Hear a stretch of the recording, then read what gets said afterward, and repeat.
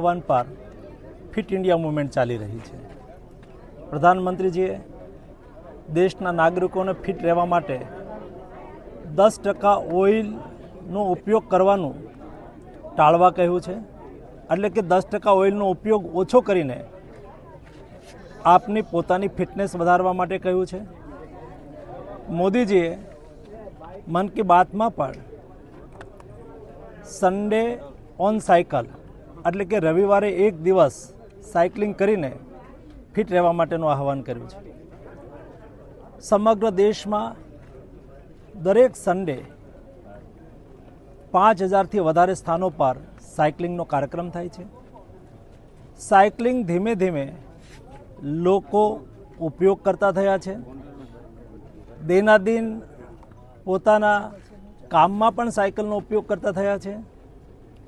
Cycling એક best exercise છે। Cycling પોલ્યુશનનું solution પણ છે।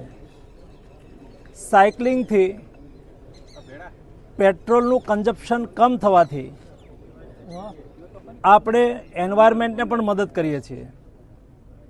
એટલા માટે રાજ્ય અને દેશના નાગરિકોને મારું આહવાન છે કે પ્રધાનમંત્રીજીની ફિટ ઇન્ડિયા મૂવમેન્ટને સપોર્ટ આપવા માટે થઈને આપને પોતાને સ્વયંને હેલ્ધી રાખવા માટે થઈને રોજ દિનાદિન કાર્યક્રમમાં પણ આપણે સાયકલનો ઉપયોગ કરીએ।